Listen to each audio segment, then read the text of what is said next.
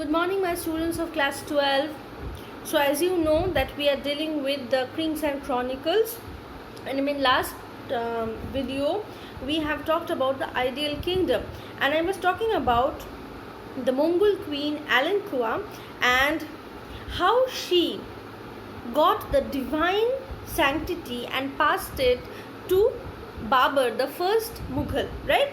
And from the first Mughal, that is Babur, all the Mughal rulers, they got that halo and they got that divine sanctity, they got that divine light, and they got that divine power, right?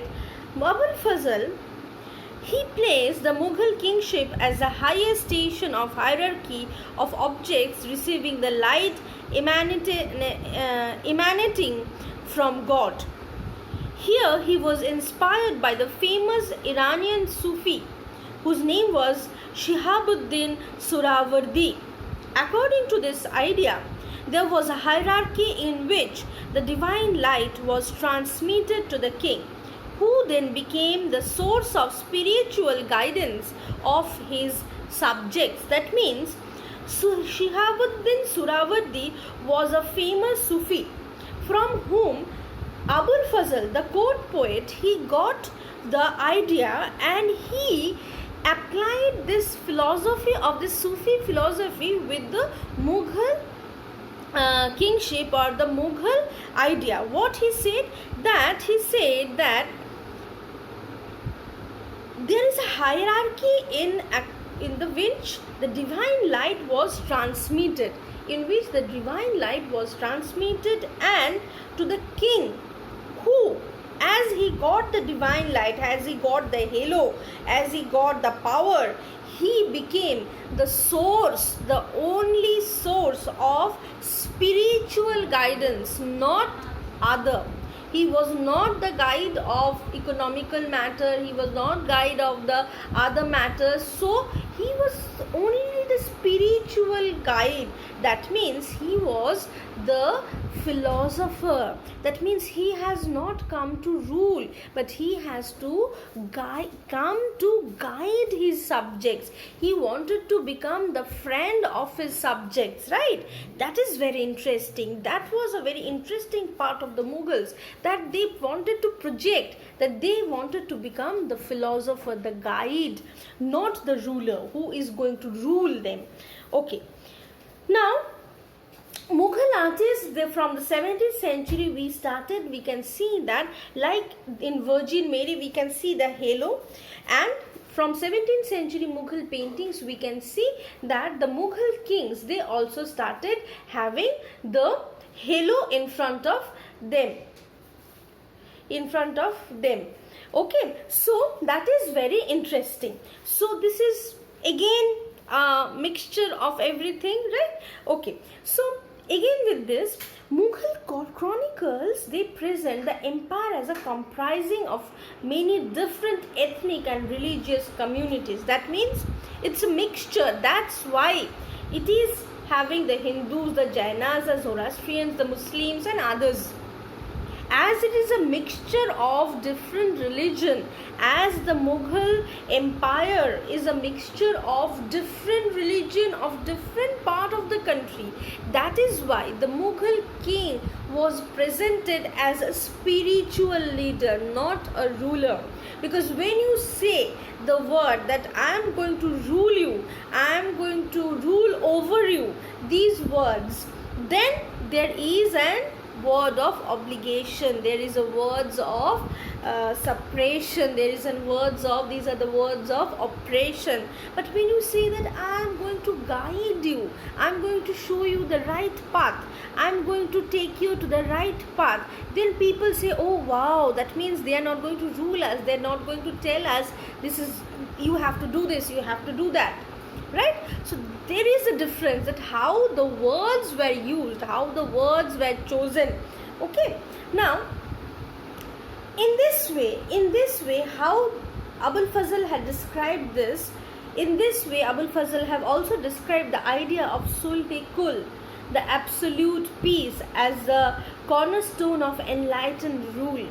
So Abul Fazl, he started to discuss about the Sulh-e-Kul, which was the philosophy of absolute peace, that yes, we of all religion, we people of all religion, we will live together and we will have a peaceful coexistence, and that is the point of absolute peace. The word is sulh kul, and this was a philosophy which Akbar started when he started to rule in India. So it was basically Akbar's idea, and it was penned down, it was written down by Abul Fazl, who was the court poet of Akbar's time period, right? Okay, fine. So as you know that the kings, they used to impose the revenue, they used to collect the revenues, but Akbar, he abolished all those taxes which was paid by the non-Muslims, because he considered himself as a guide, as a spiritual guide, right? And he abolished all type of religious discriminations, because he believed in the idea of sulh kul, absolute peace and absolute coexistence of all religion in one place. That is very beautiful. And not only that, Abul Fazl also defined the sovereignty as a social contract. Sovereignty means the power of the ruler, that as a social contract, it's a social system. What? The emperor, who is the spiritual guide, he is there to protect four essential of his subjects, four essential things. What are those? That is life, Jan, that is property, that is mal, honor, that is namus, and faith, din. That means whatever you can be,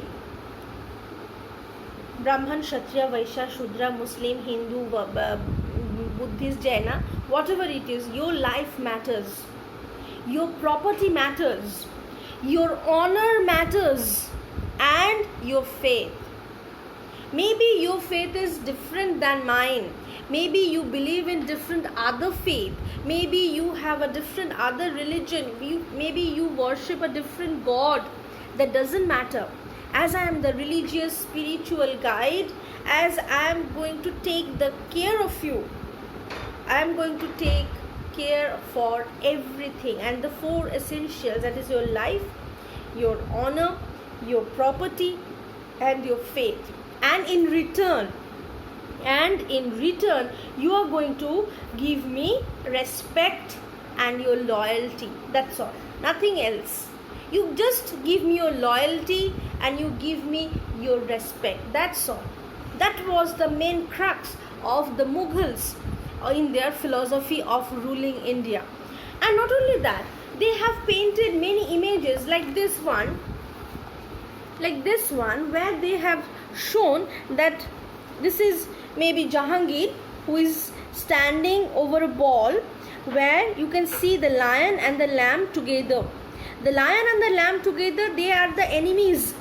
But that means that under Jahangir, under the Mughals, they are living peacefully together. The enemies of eternal enemies, they are living together under Shah Jahan, under Jahangir, and he is having a bow and arrow, and this is the bad, this is the poverty, this is the Satan, that is the problems, bad qualities. He is aiming his bow to that, and for that reason he is an angel. He is offering the bows, and there are other angels from heaven. They are bringing the crown of the Mughals, and these angels are not the Indian angels. You can see these angels, you can see in Catholic churches. So here in this painting, again there is a mix, there is an amalgamation of two kind of religion, two kind of beliefs. So these Mughals, they wanted to show, they wanted to present themselves as they were definitely the spiritual leaders, the spiritual teachers, not the rulers, and they always promoted the religious coexistence of everyone.